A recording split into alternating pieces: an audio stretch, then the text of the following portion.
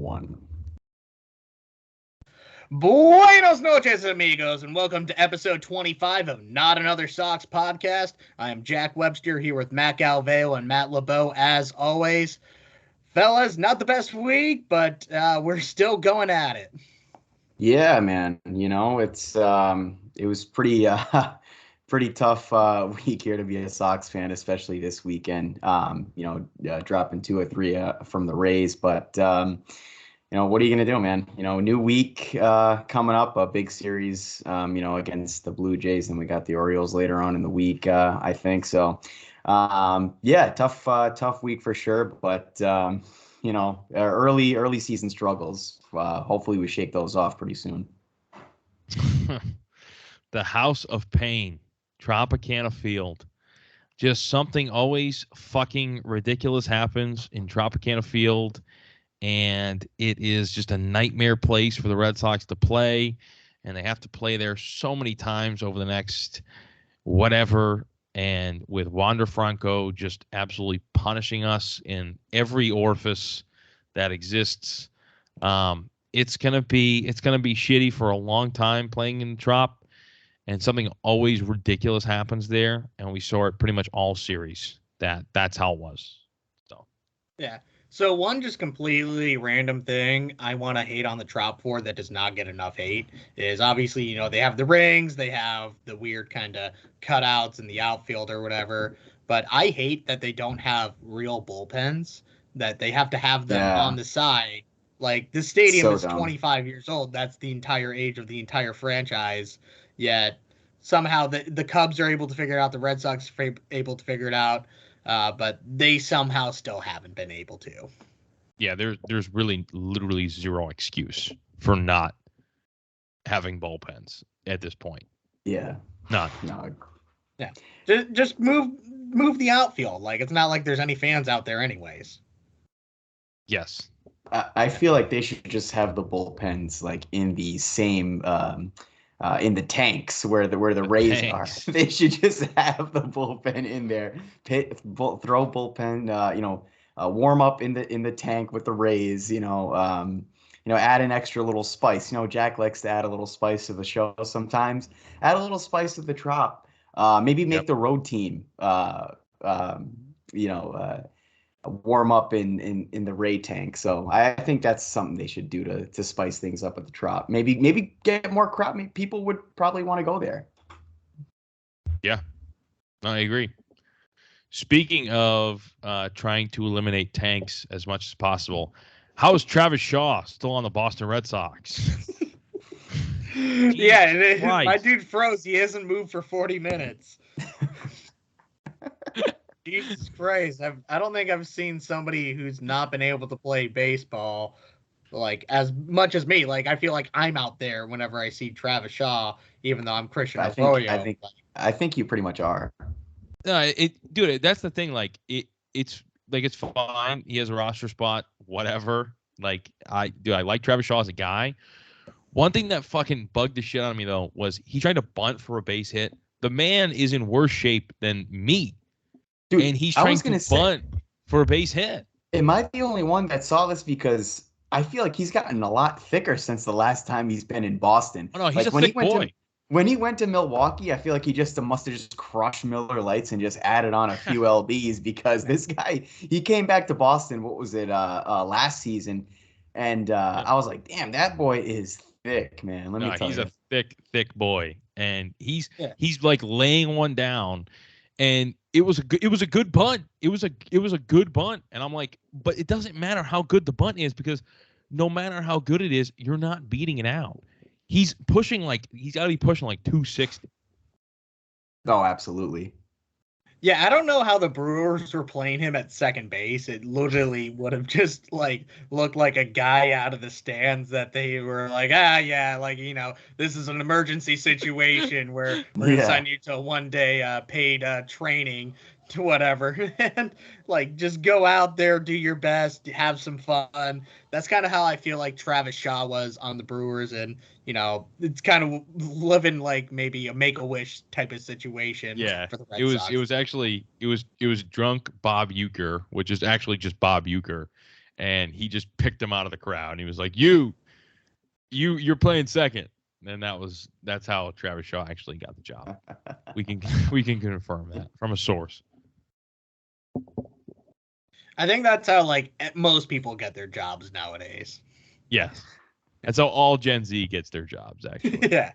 They just get noticed on TikTok, and then all of a sudden, they make more money than like an actual stable career. Yeah, someone high on substances or drunk picks them out of a crowd of people and gives them $1 million. Travis Shaw and Gen Z handshake emoji. Yeah, if you have not seen the handshake emoji, just look on our Twitter page every third post. Yep. Correct. Yep. That's a good verbal meme by Matt LeBeau, too. Yep. Verbal meme. Yeah, we need to have more verbal memes. We need to actually just start pretending that real life is now the internet. Right. Jack has been doing that since 2016, so he's very I've been doing well. that since 1993.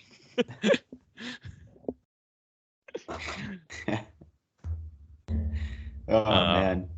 But we got some baseball to talk about here. Do you guys want to start with the that J series? Not really.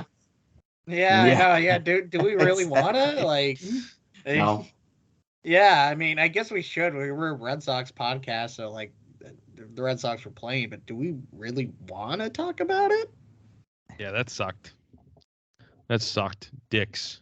I guess the worst thing about it, I mean, we should just, I guess, start off with it now, was the Jerry Remy ceremony, and how Don Orsillo's video was somehow excluded from that, and then they didn't include that in the ceremony for Jerry Remy, which is mind-boggling. But also, it's almost not surprising from the Red Sox and NESN. At this point, I mean, you really don't you really expect almost nothing less from them here. Yeah. There was a lot of thoughts about this one, and we were actually going to do a whole show on this one. So if you were waiting for that show, we are sorry, because we have like jobs, Yeah. And we didn't do that. But there are enough thoughts and enough emotions and enough, things to say about this to make a whole show about it. In short, the Red Sox did not only Don Orsillo wrong, not only Jerry Remy wrong, but also entire, Red Sox nation. And it wouldn't have been too difficult to have Don do a personalized video in some fashion and get it in there.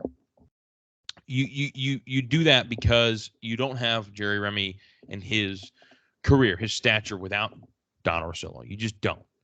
And it really was. And I've cooled down since then, since the initial. You were hot that night. No, I was hot. And I still feel very, very upset about it.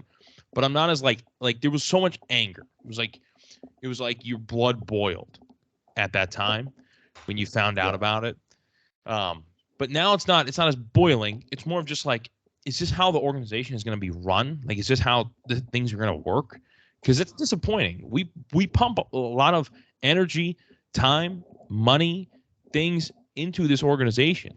And, we want to see better from the Red Sox. I think the thing that bothered me the most is, Jerry was watching, being like, hey, where was Don? Like, Don was probably the closest out of any of the announcers that he's been with in his over 30 years with the Red Sox now.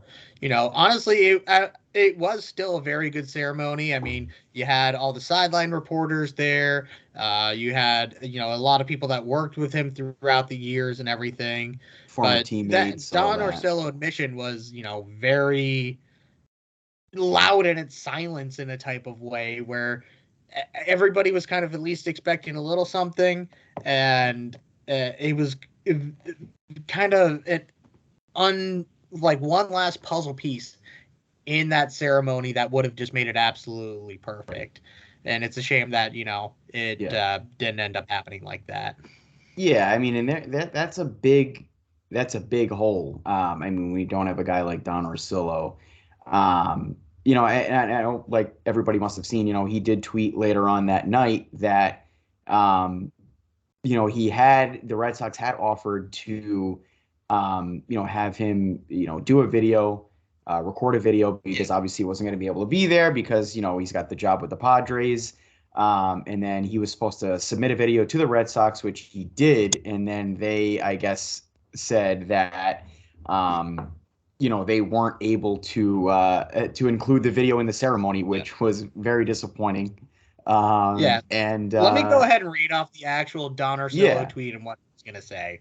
So this was posted the night right after the ceremony. I was offered the opportunity to do a video message for my friend and former partner Jerry Remy for tonight's ceremony at Fenway Park. Sadly, I was notified by the Red Sox / NESN that my video would no longer be needed for tonight's ceremony. Here is my message at Red Sox at NESN.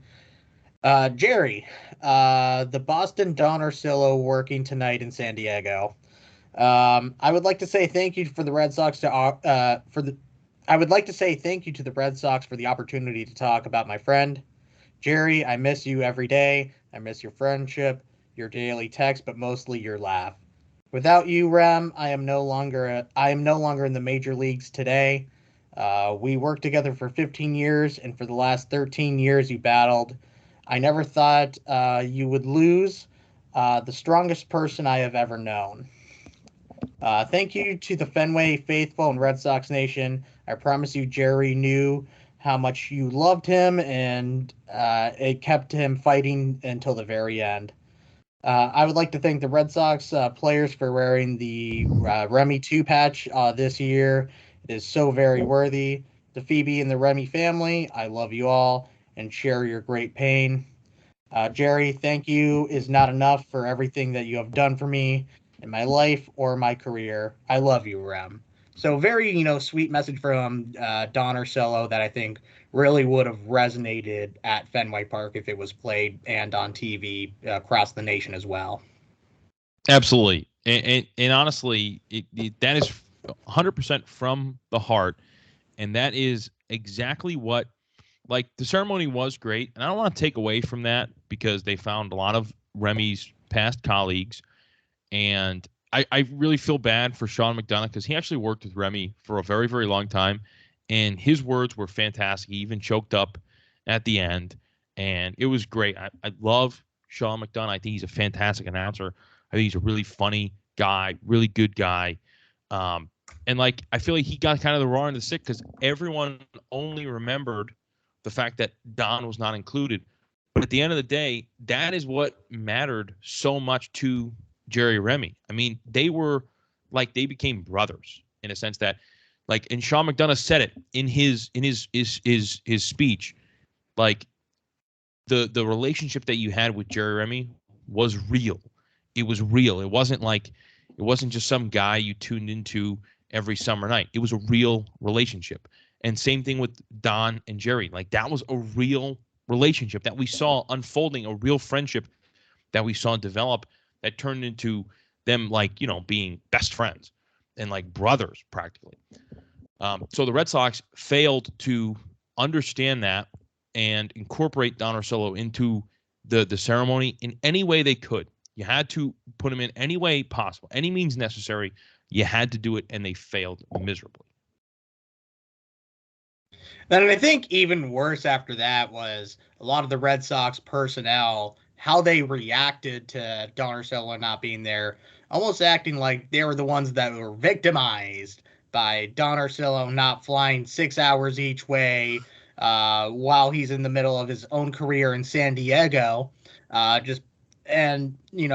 them to not even, make the attempt to include him after the fact and to kind of drag him under the mud even still after 7 years after wrongfully firing him. It just feels very NESN, and it feels very Red Sox. It does. Yeah. And sorry, man, not to jump in because you're good. But one thing that I like, so a couple people said this on Twitter, and I could not agree more.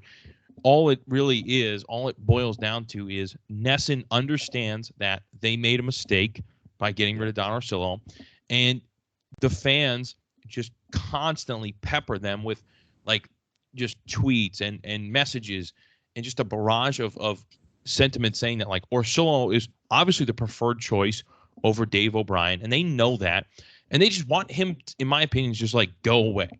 Like they just want Red Sox fans to just stop talking about Don Orsillo because they made a grave mistake. Ratings were down after 2015. That's because you feel a dog shit team. The worst 2 years, back-to-back years in Red Sox history, maybe almost, or at least recent Red Sox history, 14 and 15, and then ratings are down. Yeah, I mean, well, like Joe Kelly's your number 2 fucking starter. Like, what do you mean ratings are down? Do you think it's because of the play-by-play announcer? No, like it's your team. Look at your team, and they made a mistake, and they want him to just go away, and they can't acknowledge that. Yeah, NESN sucks, man. NESN sucks. I mean, you said it perfectly, LeBeau. They know they made a mistake, and they do want him to go away. They want people to stop talking about him. They got their new guy and Dave O'Brien, and they want to push him more. And yeah, I mean it was just so greasy, like just the way it went down, and it was just like it just left a bad taste in your mouth. I mean, when I saw the tweet, I mean, I think like a lot of people, when you saw the tweet from Don Orsillo that said that he had the video recorded, and then at the last minute, the Red Sox just said, no, we don't need it anymore. I mean, it just kind of left a bad taste in your mouth, and you kind of looked at that like, really? Like, this is how it goes down on like, such a special night. Right. And real quick, again, not to interrupt Jack, because I know you have something to say, but like, it's fine to say like, hey, we're not having videos as part of the ceremony.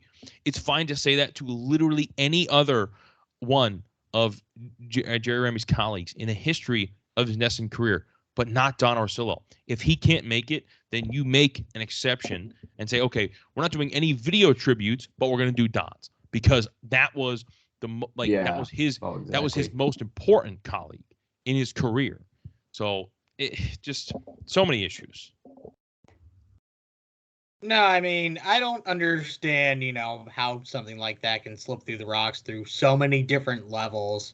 I mean, it was intended at the end of the day. And then you see Pam Ken on Twitter that night, the senior Red Sox VP, as she will make it known, basically saying, there's two sides to every story, and really even just trying to throw Don Orsillo under the bus even more. So, she had some PR team in her emails and in her text messages the next morning being like, hey, you have to put out this statement, which we're not even going to bother to read because it's a whole bunch of hot garbage. But she continued to, essentially take no blame for any of the stuff that went down.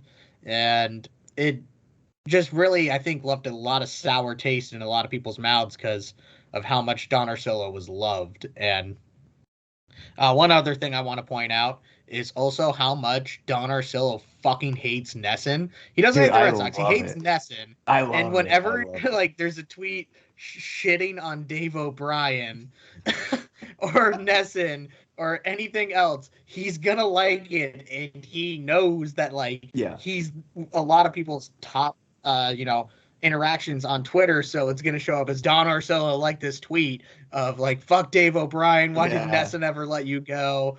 And it is funny every single time. And I mean, when we had that episode about Don Orsillo, he literally tagged NESN and the Red Sox as well. So they see it every time. They can't possibly ignore any of that. So I love that he has no boundaries in terms of how much he wants to annoy them. I mean, and rightfully so. I mean, dude, he got fired for really no reason at all. I mean, he was the guy. He was the voice of the Red Sox. And one thing I will say just about Dave O'Brien, I know obviously we don't like him as the play-by-play guy. I don't think he's a bad guy. I do feel a little bit bad for him in the fact that he was the next guy up after Don Orsillo. Obviously, shoes that really no one can fill. I mean, no one can fill Don Orsillo's shoes. he was just the next guy that stepped up, and I mean, it could have been anybody. It could have been anybody Right. that stepped up would have gotten shit on because it's not Don Orsillo. So in that aspect, I do feel bad for Dave O'Brien because he was just kind of caught in the crossfire between, NESN and Don Orsillo. But yeah, I mean, just obviously a huge mistake by NESN, and then a huge mistake by the Red Sox for not including Don Orsillo. And it's just like you guys have mentioned, we've said it, just a bad look. Right. And it's like the barrage of I call them the Red Sox bots that are just like in place just to just defend the organization no matter what they do. And it was like you heard Sam Kennedy on WEI Greg Hill show being like, oh, like Donnie O, he was our first call. It's like, dude, stop, like with the Donnie O. Donnie O, and then Will Fleming said something on like the pregame show, and he mentioned because Mike Manansky actually threw him a pretty good question and was like, hey, how do you feel about this whole situation? Like, who dropped the ball? And Will Fleming was like, well, Don Orsillo should have been there. And then he tweeted, he was like, just to whatever, try to combat the mob. He's like, we love Donnie and whatever. Just stop with the Donnie bullshit. We get it. Yeah. You guys are, for one, everyone there is jealous of how much success Orsillo had, how much the fans loved him.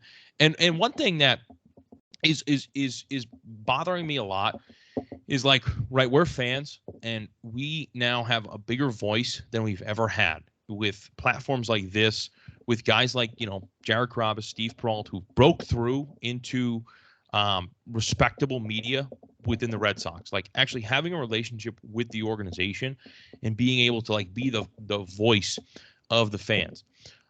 Very disappointing. Steve Peralt, right? Someone who had a very successful Red Sox podcast, has a very successful Red Sox podcast, is within the organization, and nothing. Yeah. You can't be both. You can't say, "Oh, I'm the fan that broke through, and I am not like the classic media guy that went to school and got a communications degree, and I'm not another journalism robot. I broke through. I'm the cool guy fan. I represent the fans," and then not say anything about the Don Orsillo situation. Nothing. Silence on Twitter. Carrabis said, he had a couple of tweets. He mentioned it on the show, but Peralt, nothing, which is very, very disappointing. And they deserve criticism of their own because they represent us. They represent the fans. Right. Very, very disappointing. No, and I mean, we are all big fans of Section 10 and, the media personality on there. But, I mean, they are tied in with the Red Sox now. They know that, if they shit on them too much for something like that, it can all go away at the snap of the finger. So I know they have, a fine line to tread, along with, a lot of other media personnel that are in that Red Sox clubhouse day in and day out. But to not, do your job and not actually kind of say how the majority of Red Sox Nation is feeling is disappointing. And, we saw that for so many years from those two guys in particular. And, we still see it from them a lot, but I wish it was a little bit more. Yeah, I mean, they said Blake Swihart died, and they can't say that. They can't criticize the Red Sox. I know you don't want to lose your status with the organization. I know you worked hard to get to that point, and they respect you. And Sam Kennedy and the marketing department, Colin Birch, they respect you and they work with you. And I think that's awesome. And I, am very, very, very envious of that position that they've got to. But you also have to be the voice of the fans. You have to remember that is your responsibility. You have a higher responsibility to represent us. Right. I don't want to say little guy, because we're not really even an entity at all. We're just fans. We're just as important, but not as high up. Right. So you have a responsibility. It's bigger than you and bigger than your relationship with Sam Kennedy and the Red Sox robots that claim that Don Orsillo was their first call. Well, I'm sure he was. Obviously, he was probably your first call because guess what? He was the most important colleague that Jerry Remy ever had in the history of his working career, more important than anyone he ever played baseball with. Jerry Remy and Don Orsillo is one of the most notorious tandems in sports, let alone sports broadcasting, let alone New England sports broadcasting. Just something that was a major miss by the Red Sox. And again, it's like, is this how the organization is going to be run? You know, it's sad. Yeah, I mean, you really hope not. You hope this is obviously a lesson learned to the Red Sox going forward. For different ceremonies or different things that come up from now on. At least with this ownership and the people running the team now, you hope they learn from this going forward, because it's definitely a black eye on the organization right now, because obviously a lot of Red Sox fans, well, every Red Sox fan really was pissed from this, and this is a tough lesson to learn, but you as a Red Sox fan, you just got to hope that they learn from this going forward, and something like this doesn't happen again, because like I said, man, this is definitely a black eye, and it was such a great ceremony that would have been even better if you just included the video. The fans would have loved it. Jerry Remy would have loved it, most importantly. And it was a complete missed opportunity from them. Yeah. And you hate to see it. I mean, podcasts like this, podcasts like Section 10, any type of really Red Sox sports media, or I mean, just regular media, or any type of Red Sox related entertainment would not be possible today without Don Orsillo. Like, that was like he was such an inspiration to literally everyone that does this, like this, what we're doing right now. We were all inspired by Don and his personality, and he wasn't afraid to show his personality. And to be disrespected like that is a tough pill to swallow. If you're Don, if you're Jerry Remy's family, if you're a fan, anyone, it's brutal. I feel like the Red Sox essentially just need to have a Don Orsillo day at Fenway Park to bury the hatchet, just kind of get the bad blood out there, apologize, honestly, more than anything else, and, just kind of stop this drama between it. Yeah. I mean, they're the only people that are going to be able to actually resolve this, and they're showing no signs of actually doing it. So it's just going to be, shitty until then. Obviously, we've talked about it extensively, not only on this show, but a lot of other shows. We've literally, like I said before, had an entire episode dedicated to this point. But, it's just going to be a recurring thing. NESN essentially deserves to hear that how badly they fucked up on this. So I really don't feel bad for, the shitstorm that came to them because of it. I think that's a good idea. Like, essentially, like, I think NESN needs like a Don Orsillo exorcism. Like, if you want to get rid of the guy, if you want to truly get rid of the guy, embrace the guy. Like, bring him in, put him on the mound, have him throw out the first pitch, and then say this is Don Orsillo Day, and then like play a bunch of his fucking calls and have him, whatever, be like a guest on NESN, right? Like, he's not going to call a game. He's just going to like sit in for an inning, right? And they're just going to talk, and then embrace the guy. And then literally, like, everyone will be like, okay, you respect him. We can stop being so annoying about this. And then you can hire Mike Monaco as the play-by-play guy. And then I will forgive the Boston Red Sox if they do those two things. Mike Monaco and Don Orsillo Day at Fenway Park, and all of this will be completely forgotten about. That's it. Have you eaten in the last couple of days at all? I have not eaten. I'm fucking He's on a starving. hunger strike. I'm on a Mike Monaco hunger strike. He really is so good, though. He's so enjoyable to listen to, and he's the future. Him and Euclid could be like a duo for the next like 25 years. Someone like two guys that like our kids could listen to. Like, think about that. That's crazy. I hope Eck is still in the mix. I really do like hearing Eck, and I feel like he hasn't really been around this lot this season. And I think, I don't really blame him. He's, done everything that he needs to. I think, whenever he is on the booth, I think he adds a lot. But I think, Monaco, Uke, and Dennis Eckersley would pretty much be, the ideal booth moving forward. Obviously it's not going to be that every single night, but I think they are kind of, letting Monaco take the reins a little bit more once Dave O'Brien moves on for whatever reason. I think it is going to be Monaco, and I think Monaco wants the job. How could you not? Right. It's got to be the most coveted, or one of the most coveted jobs in, play-by-play or in the announcer realm. I mean, it's tough to beat being the Red Sox play-by-play announcer on television. No, exactly. Do we even want to talk about the rest of that Blue Jay series? No. Like, fuck baseball. we won the first baseball. game, we lost the next two. Like, especially it was a bunch of bullshit on Don Orsillo night, like just absolute no show. So, like, I feel like we just can kind of move on to the race series. Honestly, nobody wants to know about that Blue Jay series. The big thing about the Blue Jay series was literally the Don Orsillo thing, and then that was like that was a big thing for sure. But the Rays series this weekend was very eventful. Like we mentioned at the top of the show, LeBeau mentioned, strange shit always happens at the Trop, and there was no shortage of that this weekend for sure.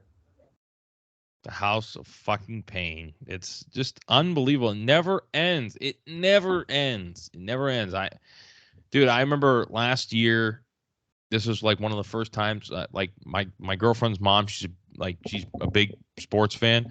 I remember sitting in their living room.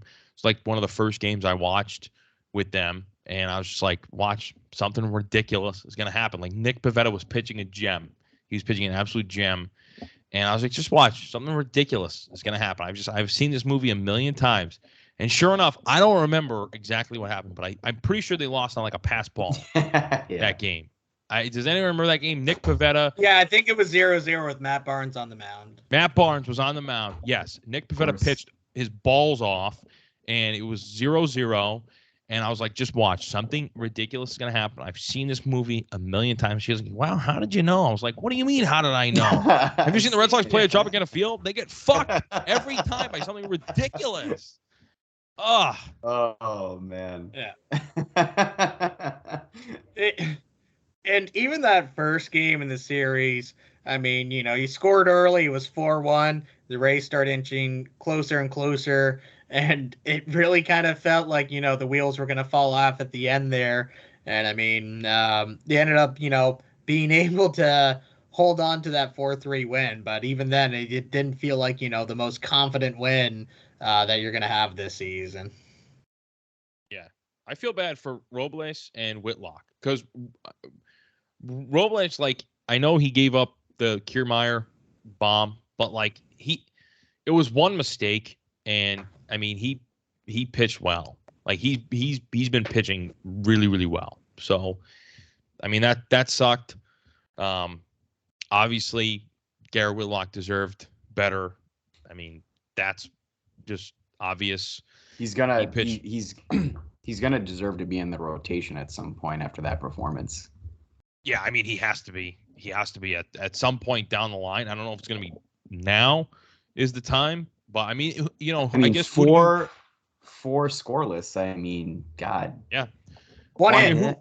Who would you kick? Who would you kick out at this point? I mean, it can't. It'd be either Rich Hill or Nick Pivetta. Those are the only two options. You cannot kick out Michael Wacha. I know Jack. We were talking, at work this week, and Jack mentioned too that maybe Nick Pivetta at some point might have to just go to the pen. And I mean, if he keeps struggling like this, if you're not getting the best of Nick Pivetta, or if you're not getting at least a little bit of what you saw in October last year, I'm not saying he has to be lights out every time he's on the mound, but at least give you something to work with. Right. Which he really hasn't done, through 3 starts this year.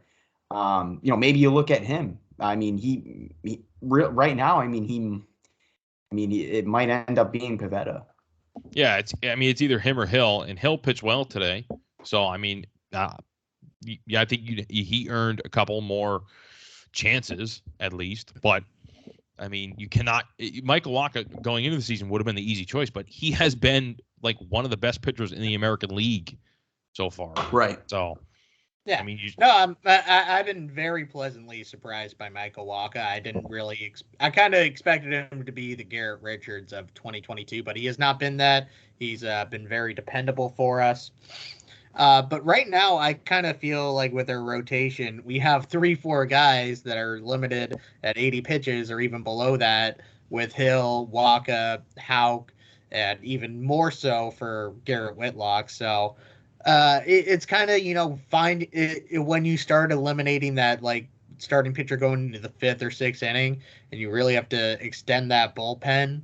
I think that really kind of does hurt us. So I think we kind of need somebody to come back or step forward to be more of that 100 pitch plus type of pitcher that's really going to kind of grind it out for us this season. So, where that comes from, we'll kind of see.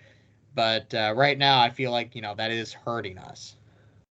Yeah, I mean, and that's the thing. You really only have like one or two guys that you feel could throw 100 pitches. Like Eovaldi obviously is one, and then I mean Pivetta is two, I guess. I mean, you could make a case for Waka, but other than that, everyone's like out by the 4th, 5th, maybe the 6th inning. But dude, Rich Hill, Tanner Houck, Garrett Whitlock, like none of these guys are pitching into the 7th inning.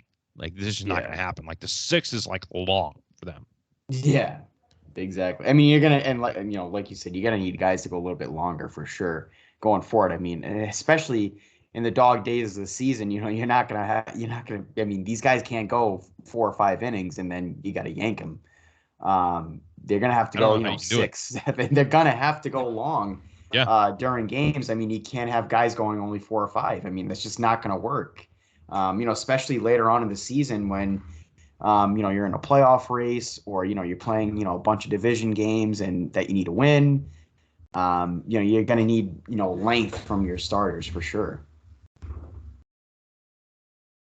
Yeah, and I mean, we're going to have guys like Chris Sale and Paxton come back, maybe a guy like Brian Bayo come up and step forward and really add a lot to our, rotation or bullpen, depending on, what role they want to have Right. them in. Frank Herman is another guy that's been really pitching well for us down in the minor leagues. Another guy the Yankees just gave us for free in the Ottavino trade. They just love giving us pitchers for free. I'm not going to stop complaining about it. Give us as many free pitchers as you want. Caleb Ward's also not too bad either, by the way. Yep. But at least, we're going to hopefully have reinforcements on the way. Yeah. It's not like some of those years where, the wheels start falling off early and there's no lifeline. We can just tread water until some of these pieces fall together, and we can extend Whitlock more into multi-inning role from where he is now. So I'm not pressing the panic button by any means yet, but there is improvements that need to be done. I guess the one thing that I'll say is, I know we're all excited for, Paxton and Sale. Those are the two big names that are, still yet to pitch. They're coming off injury. We'll see them later on this season. But, I know everyone's saying, oh, we're going to get those two back. Obviously those are two guys, like I said, they're coming back from injury. How confident are you guys like in that they're going to, when they come back, they're going to, be able to pitch well, and they're going to really, provide that depth for this team because, like, they're coming back from injury. So it's not like you'll be able to rely on them heavily, in the beginning, maybe later on as they get their feet wet, with a few starts. But, right off the bat, those are guys that are probably not, they might not be able to go long into games, just because they're coming back from injury, Paxton and then Sale too, who's also been injury prone. So how long really, are you going to have him? If God forbid nothing happens, but you never know with Chris Sale. No, you don't. And obviously a lot of these guys have injury histories, injury issues, but I got to be honest, like I'm not all that worried yet. Like I know it's been really frustrating to watch, and I know it's been like frustrating baseball, and like regardless of if they had Sale or Paxton coming back or whoever, if I mean JD, he'll be back soon. I know obviously he hasn't played since the Toronto series, first game in Toronto series. Yeah, and he will be making the trip up to Toronto, which Yeah. was a little iffy for a minute Right. there. Yeah. But yeah. So I mean, I'm not that worried. I mean, honestly, the biggest issue coming into the season was the bullpen, and like the bullpen's been decent. Obviously, Yeah. Ryan Brazier can get fucked in the ass, Goddamn. whatever. And then you have Salomore is okay. I mean, I see a lot of Salomore hate. I'm not quite there yet. I think He's not. He's never in a high leverage situation for me to hate him. So like, yeah, I think he'll get you some bridge innings, and you need guys like that. I'm not expecting him to be, a back end guy for us, but like if he can, keep us in games, that's all you need Sourmore to do. yeah, I think I'm fine with Salomora. Like I'm neutral on him. I'm neutral on Cutter Crawford. I think I was a little high on Cutter Crawford early. Now I'm like neutral.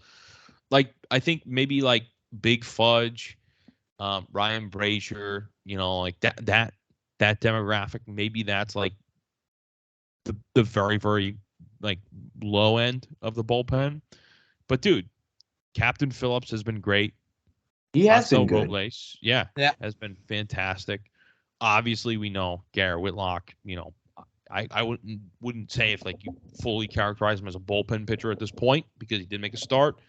But if he is, like, then Yeah. you have 4 or 5 guys that you really like: Diekman, Robles, Whitlock, Captain Phillips. You have some options there. It's been good, honestly. Like that was the number one concern. If the bullpen can be good this year, the Red Sox will make the playoffs. They will make the playoffs 100%. They are too good of a team not to. It's physically impossible unless they have some severe injuries or something like that. If the bullpen's good. If it's bad, then I think it's like 50-50. Right. But they don't need to be great. They just need to be good. Right. Which they have been. They haven't been bad, really. I mean, like you mentioned, Brazier, Austin Davis. Obviously, Matt Barnes has had his struggles. Except, he got the big out against Wander Franco. He did get the big out. In that second game, contact. so that was good. That was, I mean, your it's buttholes. Yeah. I mean, I think everybody was waiting for something real bad to happen with Franco, up to bat and Matt Barnes facing him for that final out. I mean, that was like you said, Jack, you had your ass was pretty tight for sure. Yeah. When that was happening, but yeah, exactly. But I mean, that was promising. Hopefully, that boosts his confidence going forward a little bit. That he was in a high leverage situation against Wander Franco, and he was able to get that out. But yeah, no, I mean they've been good. They've been solid so far. They haven't been bad, which is what you want. I guess really the more concerning part has been more of the starters. Pivetta. He's had his struggles, and Hill's had his struggles early on, even though he pitched pretty well today. But the bullpen definitely hasn't been too big of an issue so far. No. Yeah. And even on Saturday night, we were all kind of busy. We weren't able to like live tweet the game or anything. Robles does give up that walk-off home run to Kiermaier, but he's been used so much. He was used for an inning plus the night before, and you had that Trevor Story error that could have gone to Bobby Dahlbeck as well. Kind of opened up the door for more extended innings there, but it's hard to blame Robles when he has been, one of your best pitchers down the stretch here.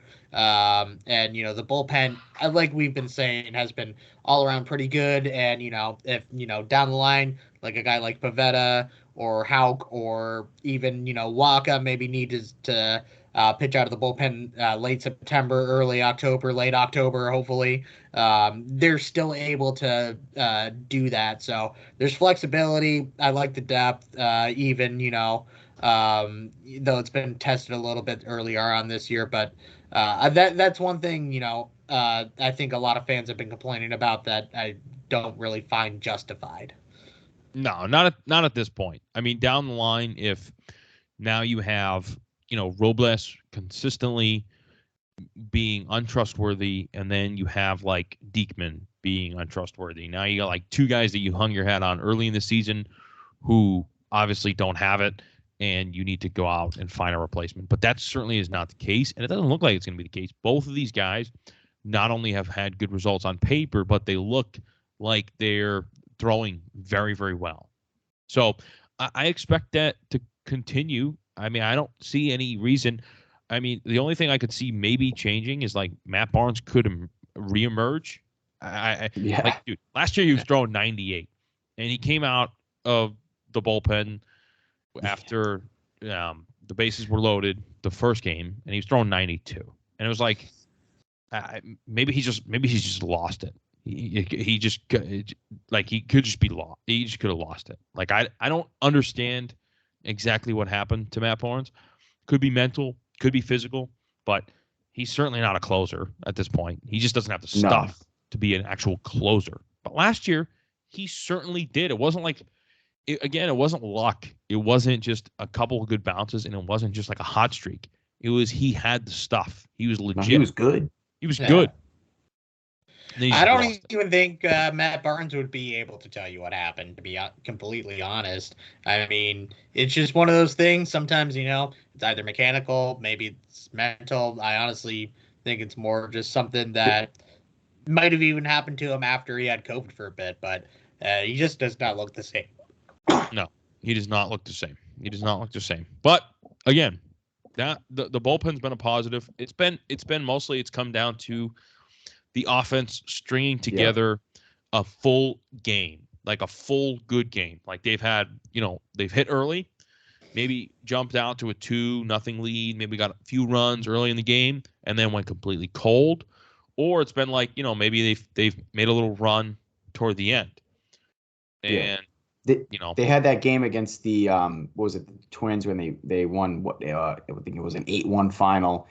Where a bunch of those runs came at the end of the game, but not so much in the beginning of the game. So, like you said, LeBeau, we're still looking for that consistent, 1 through 9, that first inning through 9th inning, where the offense is consistently hitting, putting runs on the board, and not just either right at the top or right at the end of the game where you're putting in runs. Yeah, and I mean the best played baseball games are the games where you score like 6 or 7 runs. And that means you hit well. That means you pitched well, and that means you played defense. Like that's your sweet spot there. Like if you can't win with 6 or 7, then you're not gonna be competitive in October. If you need 10, or 9 or whatever to win every single night, then you're not gonna be competitive in October because that means you didn't pitch and play defense well enough. If you win like 1-0 and 2-1 games, like then you're not gonna compete. So you gotta find that sweet spot. They gotta put together a couple solid 9-inning games. Couple runs early in the game, maybe one in the middle, and then a couple late, and then all of a sudden you find yourself up 6-2 late, and you don't need. It's not a high leverage situation. Maybe the tying run comes to the plate or something like that. Like if the bases are loaded, but it's not like you think you're gonna blow it. And, not to be scoreboard watching too much earlier on in the season. It really doesn't matter too much in April or even May. But it's not like anybody's running away with the division. Blue Jays have the lead with 10-6 or something like that. So It's not like, someone's going on a run. You're already 5 games out. We're still very much in this. In a week, the standings are going to be completely flip-flopped except for the Orioles at the bottom. But... yeah, outside of that, I mean, this division is just going to kind of be played week by week, day by day for the entire year. So as long as, we're able to continue to win games, not fall into, multi-game, multi-week slump, this team's going to still really be in the thick of it for the entire year. Yeah, I mean, they got the Orioles coming up, got to bounce back. You got Toronto next. That'll be a tough series in Toronto. I mean, they'll be jumping over there north of the border, so we'll see what happens. Yeah, I mean, one guy that I definitely want to give props to has been Trevor Story. Obviously, he made a hell of a play to end the game on Saturday night. It seems like he's kind of starting to find a little bit of his groove. Obviously, he came on board late, so wasn't able to have a full spring training with the Sox, and he struggled a little bit early on those first couple of series, but it looks like now he's starting to find his footing a little bit. So, hopefully that's a positive sign, and he starts becoming more of the Trevor Story that we're used to seeing, from his days in Colorado. So obviously, positive signs from Trevor Story, Yeah. This past week for sure. No, I mean, yeah, he's been fine. And honestly, he made the great play Friday night to end the game. Saturday night, he made a great defensive stop to what should have ended the game rather. I mean, listen, you got to make a good throw.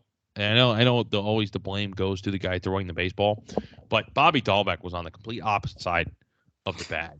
I mean, you would have thought maybe he was covering home plate.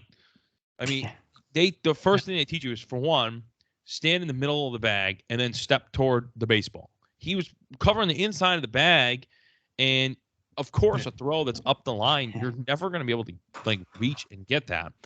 Yeah. At the end of the day, though, that's kind of nitpicky, right? Like Trevor Story, you got to make a good throw there, but he also made a good stop, so it's hard to blame him too. I mean, it is what it is. It's a tough situation.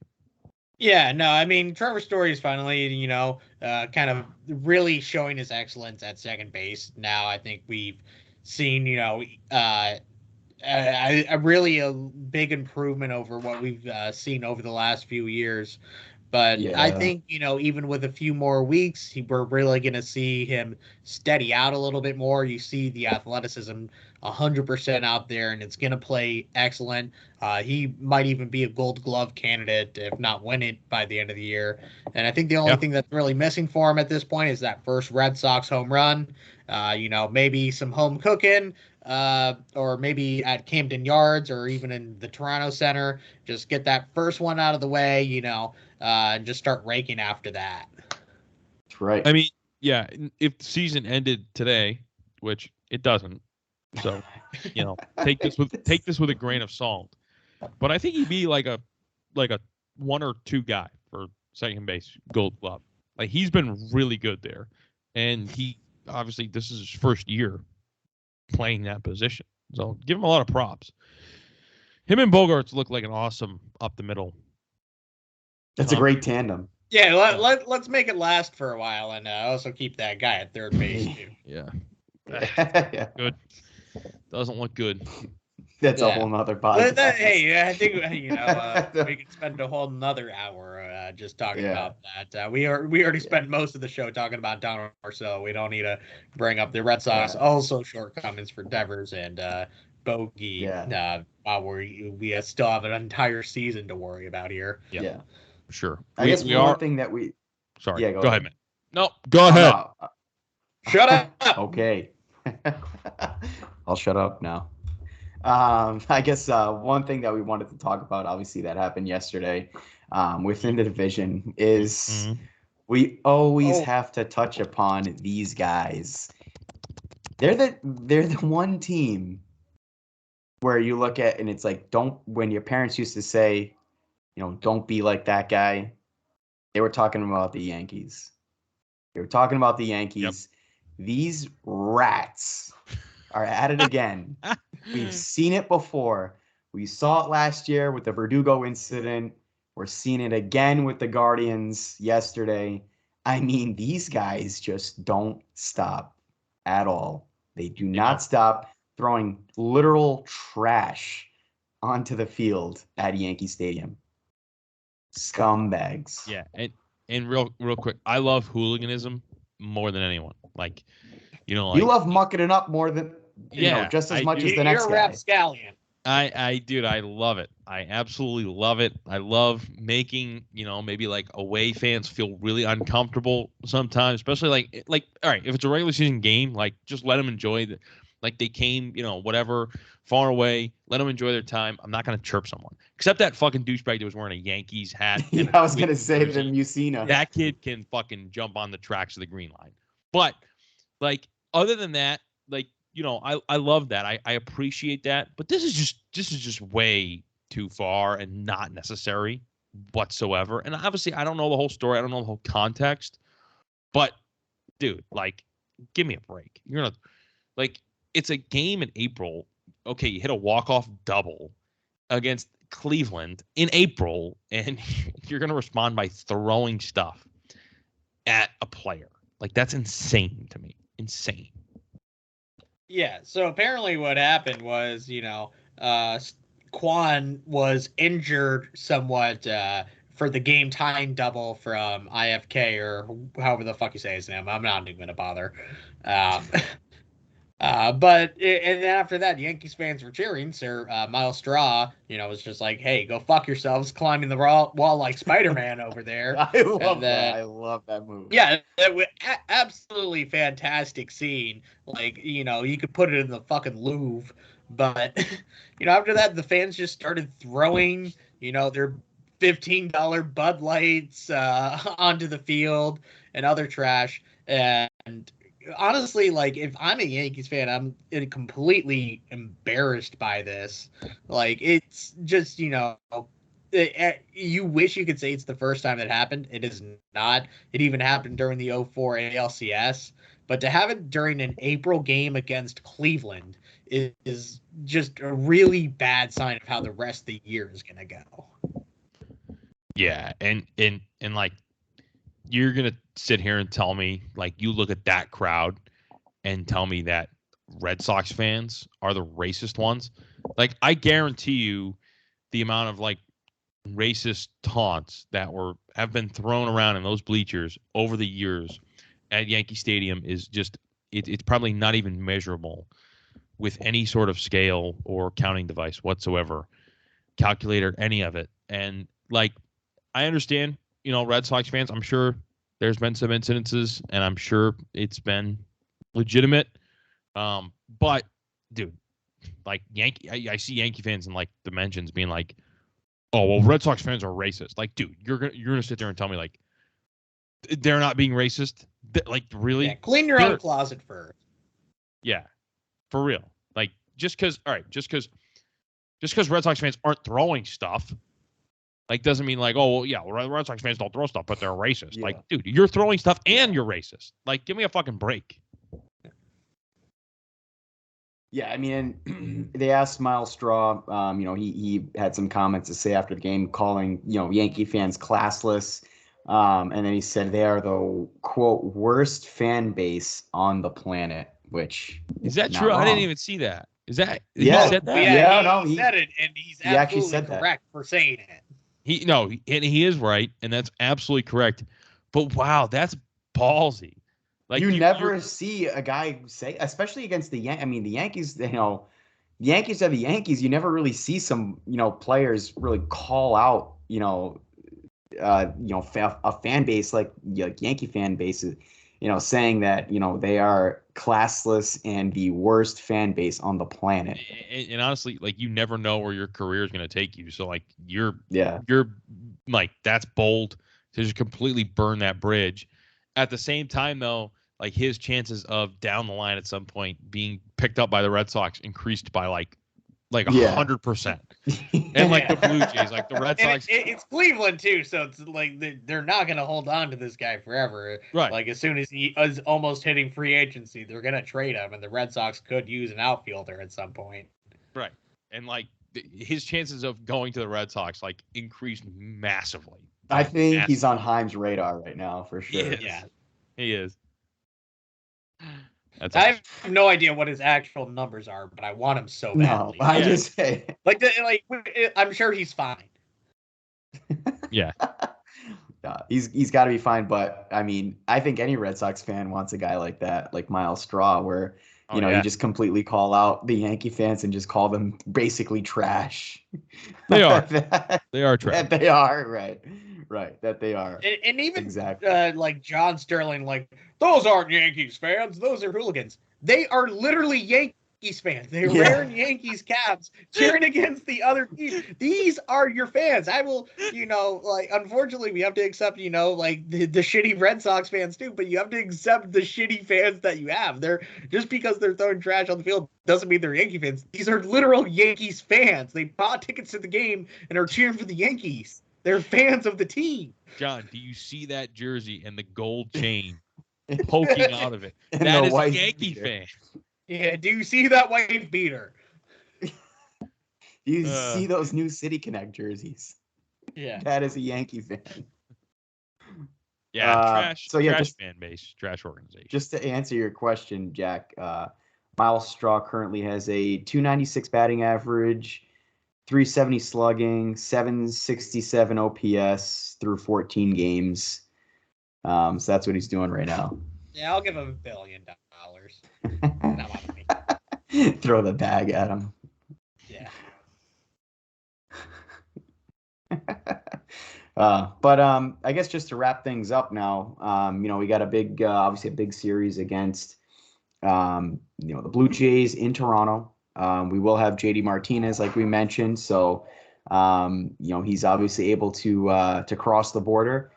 Won't have Houck, but again, it's the Rogers Center. That place will be rowdy.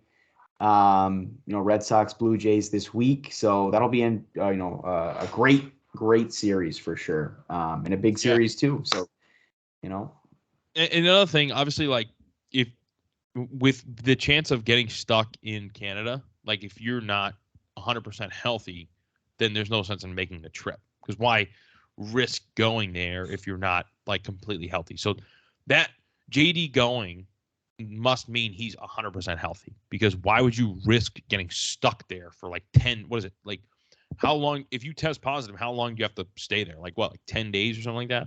10 days I for think Canada. yeah. So It's 5 days for America, but we'll even see, with guys like Plawecki and Alex Cora, if they're even able to make the trip. yeah, no, it's very interesting. I mean, in terms of like JD though, like he's got to be, like they got to plan on him playing 2 games, if or else he would not be coming. That just doesn't make any sense. So that's good news, right? JD's back. I mean, that's what they need. Oh, They need a little exactly. offensive boost. They need a little offensive veteran, someone who can drive in runs, because it's runners in scoring position. The bullpen's been good. Starting pitching's been fine, serviceable. Obviously, I'm not saying it's great, but it's fine. And it's just about timely hitting and driving in runs. That's all. That's it. No, hopefully, you can go out with the series win. It's a 4-game series against Toronto, Monday through Thursday, with the last game being a day game, right? Yes. Yep. Then after that, you have the Orioles, you have the Angels, you have the White Sox, who are looking pretty good, but you'll finally be out of the AL East hair, it feels like, for a bit. Right. Exactly. Which will be good, but it'll be a big series, obviously. At Toronto, at Camden with the new, pushing back the fences there. So a little bit of a different look at Camden, but always a great ballpark to watch a game at. Yeah, it'll be good here. A couple series on the road, and then we'll be back home soon enough. Yeah. Go Sox. Go Sox. Yeah. Mookie Betts is cooked. We won the Verdugo trade. Absolutely. Yeah. Mookie I Betts is don't think we washed. need to elaborate. He's I so just washed. want to throw that out. Yeah. He's washed. Yeah. Oh man. I'm But, in the corner watching you Peace. kiss her. Whoa.